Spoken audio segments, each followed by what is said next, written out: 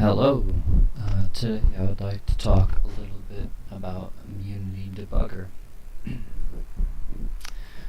One of the really wonderful things about Python is its ability to leverage code from both the C libraries and just straight assembly.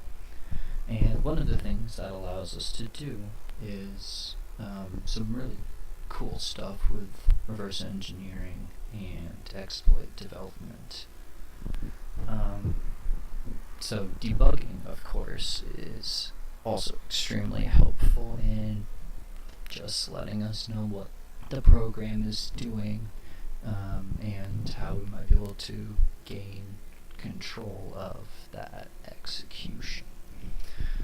Immunity is really nice because it lays out a lot of that information, as you can see here, for you to look at. So in the first pane in the top left, we have just the actual instructions, and it's really, nice about color coding. To the right, the second pane is registers, allowing you to take a look at what they're doing, special registers, general purpose, flags, that kind of thing. Bottom left, memory dump, can show you ASCII values if they're in there, things like that. And finally, on the bottom right is the stack pane. This will actually display API calls, Windows API calls. And finally, the bottom here, we have what's just a normal old-fashioned command line interface where you can use py commands. And py commands are various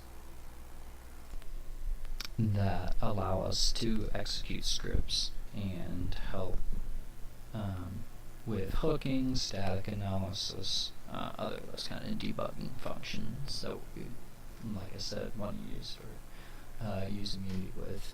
And to help us with this kind of stuff, there's a really excellent tutorial by Corlin that talks about the basic structure and then actually getting into writing logs. And that brings us nicely into, like I said, hooking, which is basically just the ability to intercept a instruction and insert our own code in there so that we can potentially gain control of the program.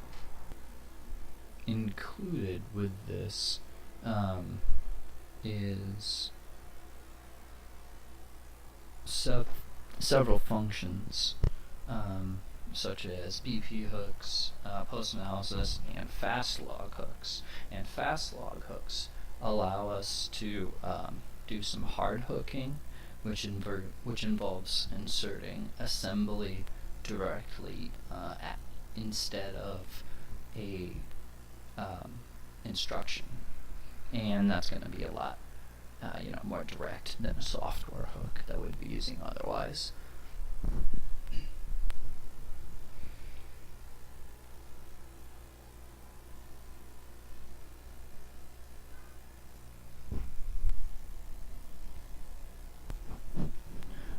Okay, so yeah, that's just a very basic overview of what kind of stuff you can get into with Immunity and py commands and py hooks.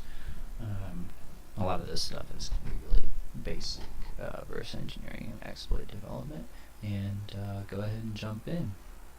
Thanks.